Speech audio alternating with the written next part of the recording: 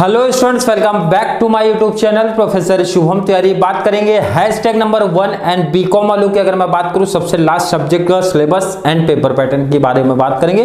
But ये कैसा subject है, फाउंडेशन कोर्स नंबर आपका अगर बात करूं 4th, क्योंकि एफ सेमेस्टर 1 में भी था, सेकंड सेम में भी था, थर्ड में था, फोर्थ में भी है।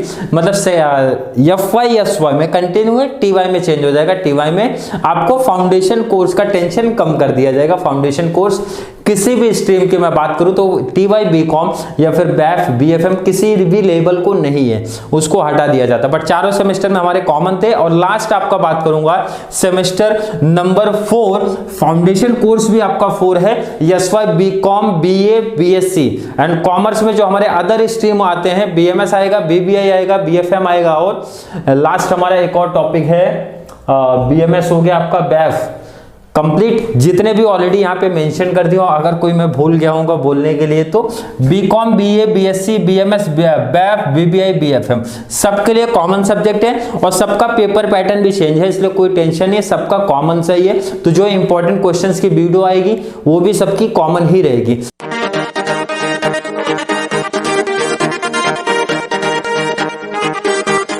सिलेबस एंड पेपर पैटर्न का वीडियो इसलिए गाइड कर दिया जा रहा है क्योंकि एक इंपॉर्टेंट चीज होती है कि अगर इंपॉर्टेंट क्वेश्चंस मैं प्रोवाइड करा के देता हूं ना, तो सबसे बड़ा इंपॉर्टेंट चीज आपका रहता है कि आपको भी थोड़ा सा देखना है कि आपके कॉलेज में 4 यूनिट आपको क्लियर दिख रहे होंगे, बट यूनिट में भी सब पार्ट्स आपको है। तो आपके कॉलेज में कौन से सब पार्ट्स हुए हैं या फिर नहीं हुए हैं, उसके अकॉर्डिंग आपको इंपॉर्टेंट क्वेश्चंस फॉलो करना पड़ेगा। क्योंकि जो इंपॉर्टेंट क्वेश्चंस मैं आपको प्रोवाइड कराता हूँ, कंप्लीट सिलेबस का प्रोवाइड कराता हूँ एंड मुंबई यूनिवर्सिटी के अकॉर्डिंग प्रिपरेशन करा के देता हूँ, या फिर इंपॉर्टेंट क्वेश्चन उसके बेस पे एनालिसिस करके आपको देता हूँ। तो पहले बात करेंगे आपका सिलेबस क्या है सर, सिलेबस थोड़ा सा डिटेल समझ लेंगे, और पेपर पैटर्न हमारा क्या रहने वाला है सेमेस्टर 4 की। अगर मैं बात करूं आपका सिमिलर वैसे सिलेबस डिवाइड है सर, 4 टॉपिक में यूनिट डिवाइड होता है हमारा, first second third and fourth, 4 part में हमारा डिवाइड है।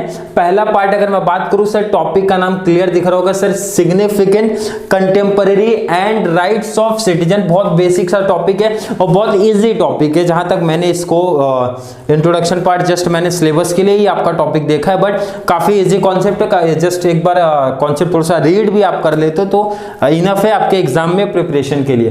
बट यहाँ इंपॉर्टेंट चीज है कि आपको ये थोड़ा सा इसी में जानना समझना जरूरी है, इसलिए मैं और डिटेल थोड़ा सा मेंशन करूंगा यहाँ पे कि ध्यान से सुनना समझना। जब आप पहला टॉपिक पढ़ते हो ना, मतलब पहला चैप्टर आप पढ़ते हो या फिर पहला पार्ट आप लोग पढ़ते हो, पहला यूनिट आप लोग पढ़ते हो, कुछ भी आप उसको बोलो, तो इसके अंदर ध्यान रखना अंदर सब पार्ट्स भी आपके बने हुए हैं, जिस तरीके से मैंने यहाँ पे मेंशन करके रखा है। आपका A B C D clear है, ध्यान से सुन लो, A B C D part करके डिवाइड हुआ है। तो कॉमन सी बात है, एक क्वेश्चन जैसे मान के चलो ए से रहेगा तो दूसरा बी से होगा, या फिर एक ए से होगा एक सी से होगा, क्योंकि 2 ही क्वेश्चन बनते हैं, आपको ही पता है। तो ये चीज इंपॉर्टेंट है, आप थोड़ा सा खुद से सोचो कि 4 यूनिट में अगर हमारा टॉपिक डिवाइड हुआ है तो इसका मतलब होता है कोई भी 2 यूनिट से पूछा जाएगा और 2 यूनिट से नहीं पूछा जाएगा क्वेश्चंस। इसलिए जब हम लोग इंपॉर्टेंट क्वेश्चंस आपको प्रोवाइड कराएंगे तो यहाँ पे प्रॉपर तरीके से ध्यान रखना है कि आपको ना 3 यूनिट के इंपॉर्टेंट क्वेश्चंस आपको करने पड़ेंगे। इसका रीजन ये है, पता चला मैंने ए और बी का इंपॉर्टेंट क्वेश्चंस आपको दिया है और आपके पेपर में ना सी और डी आ गया तो क्या करोगे, प्रॉब्लम हो जाएगी। इससे बेस्ट है 3 यूनिट मतलब 3 सब पार्ट्स का ना इंपॉर्टेंट क्वेश्चंस हम लोग करेंगे। ऑलरेडी जब इंपॉर्टेंट क्वेश्चंस दूंगा तो वहां पे ऑलरेडी हाईलाइट करूंगा, बट आपको भी थोड़ी नॉलेज होनी चाहिए कि पहला जो चैप्टर है सर उसके अंदर 4 सब पार्ट्स में इस तरीके से हमारे डिवाइड हुए हैं सिलेबस। क्लियर है, बिल्कुल क्लियर। अगला टॉपिक चलते हैं सर चैप्टर 2 की। अगर मैं बात करूं sir approaches to understanding ecology, इसके अगर बारे में बात करेंगे सर कितने सब पार्ट्स में डिवाइड है, ए बी सी। टॉपिक ये भी सिंपल है और इसका ये थोड़ा सा एक एडवांटेज है कि 3 ही पार्ट में ये टॉपिक डिवाइड हुआ है। पहला टॉपिक इजी है बट बहुत काफी डिटेल है, जैसे कि मैंने बताया 4 सब पार्ट्स में है। बट सेकेंड वाला सब पार्ट्स की अगर बात करेंगे कम दिए गए, मीन्स 3 सब पार्ट्स में टॉपिक क्लोज है। थर्ड और बेसिक चीज आपका जो पार्ट है, लेकिन बहुत ज्यादा डिटेल्स में आपको पढ़ना पड़ेगा, science and technology part 2।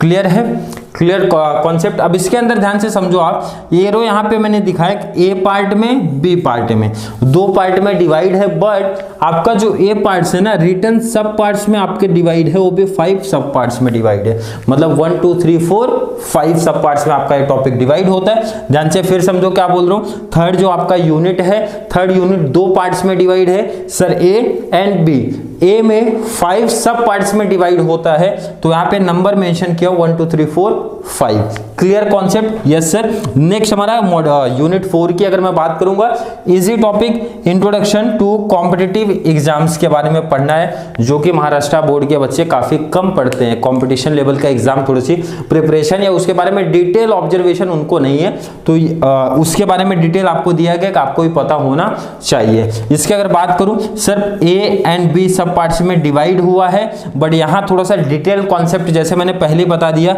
Topic का नाम देते हैं, पूरी डिटेल पढ़नी पड़ेगी आपको।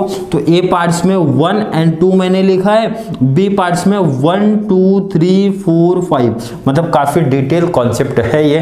तो ध्यान रखना इंपॉर्टेंट क्वेश्चंस सेमेस्टर थर्ड के जैसे ना दो क्वेश्चंस नहीं दे पाऊंगा मैं यहाँ पे, नंबर ऑफ क्वेश्चंस थोड़े से बढ़ेंगे। उसका रीजन आप खुद देख रहे हो कि सर हर टॉपिक दो पार्ट्स में डिवाइड होने के बाद भी सब पार्ट्स में डिवाइड हो जा रहा है, वो भी ज्यादा सब पार्ट्स में डिवाइड हो रहा है। तो इस तरीके से आपका सिलेबस कंप्लीट आपको दिखाई देता है, और स्क्रीन पे मैं चाहिए तो डिटेल में ऐड कर दूंगा, सिलेबस आप लोग पूरा देख लेना। पेपर पैटर्न की बात करेंगे सर, पेपर पैटर्न आपका सेमेस्टर थर्ड के जैसा ही है। कैसा पूछा जाएगा ध्यान से देख लो। क्वेश्चन नंबर 1 में ए, अदरवाइज ऑप्शन बी पूछेंगे। ए में क्या बोलेंगे, कॉन्सेप्ट आपको एक्सप्लेन करना है, उसका मीनिंग लिख दो, डिफाइन लिख दो, एक्सप्लेन कर दो, कॉन्सेप्ट आपको दिए जाएंगे। एनी 5 करना रहेगा आपको, एनी 5 आउट ऑफ 8, मतलब ऑप्शन भी मिलेगा। मतलब सिंपल से अगर मैं बोलूं तो सर हर यूनिट से, मतलब हर चैप्टर से ना दो क्वेश्चन यहाँ पे बनेंगे। यहाँ से भी 2 क्वेश्चन बनेगा, चैप्टर 2 से भी 2 क्वेश्चन बनेगा, चैप्टर 3 से भी 2 क्वेश्चन बनेगा, एंड चैप्टर 4 से भी 2 क्वेश्चन बनेगा। सिंपल सा कोई भी एक टॉपिक दे देंगे, उसके बारे में थोड़ा सा हमको एक्सप्लेन करना रहता है। क्लियर? अदरवाइज आपका जो प्रोजेक्ट होता है ना, प्रोजेक्ट का डिटेल यहाँ पे लिखना पड़ता है भाई, यहाँ पे 15 मार्क्स का। तो आपके ऊपर डिपेंड है, अगर प्रोजेक्ट की अच्छी नॉलेज आपको है तो आप ये टॉपिक बी वाला सेलेक्ट कर सकते हो। अगर प्रोजेक्ट की नॉलेज नहीं है, आपने जस्ट कॉपी पेस्ट वाला सिस्टम किया है, जैसे कि करते हैं बीकॉम वाले या फिर अदर कोई भी स्ट्रीम वाले करते हैं कि नेट से कॉपी करके दे दी और उनको खुद को प्रॉपर पता नहीं है सर उनका जो भी प्रोजेक्ट है उसमें क्या डिटेल्स लिखा है। तो 15 मार्क्स के लिए 3 से 4 पेज तो लिखना ही पड़ेगा मिनिमम, बता रहा हूँ। अब उससे कम तो लिखोगे तो प्रोजेक्ट का मीन्स नंबर आपके काफी कम हो जाएंगे। तो इससे बेस्ट है प्रोजेक्ट की अगर नॉलेज है तो प्रोजेक्ट का डिटेल लिखो, ज्यादा बेस्ट है। बट नॉलेज नहीं है तो मेरा सजेशन है कॉन्सेप्ट को एक्सप्लेन करो, वो ज्यादा बेस्ट आपके लिए है। क्लियर हो गया?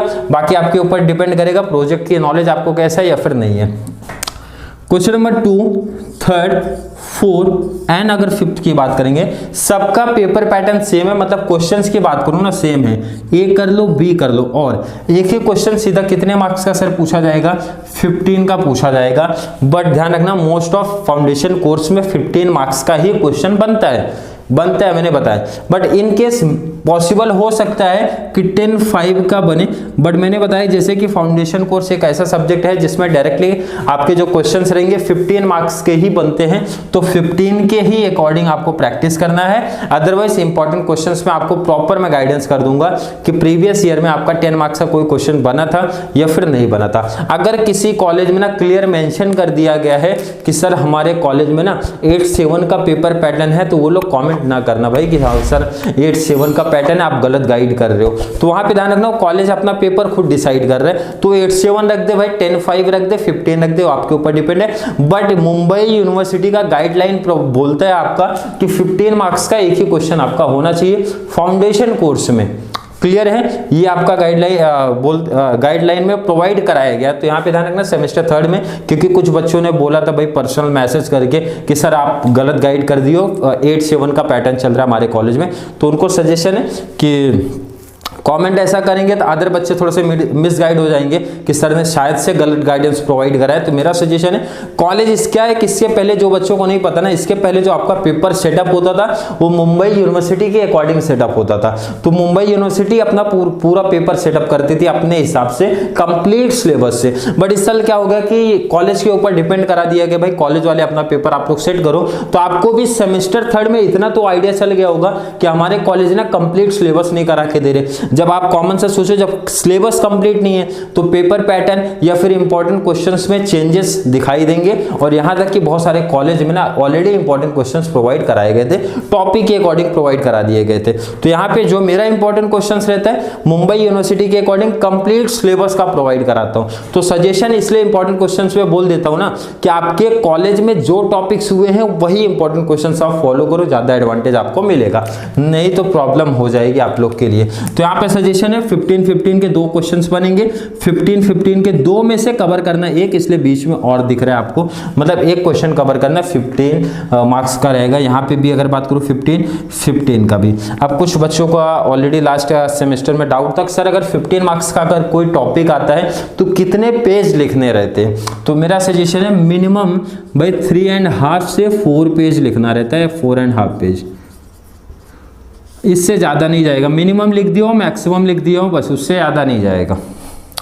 उसमें ऑलरेडी आपका मीनिंग पार्ट है तो मीनिंग पार्ट हो जाएगा, डिफाइन है तो डिफाइन हो जाएगा।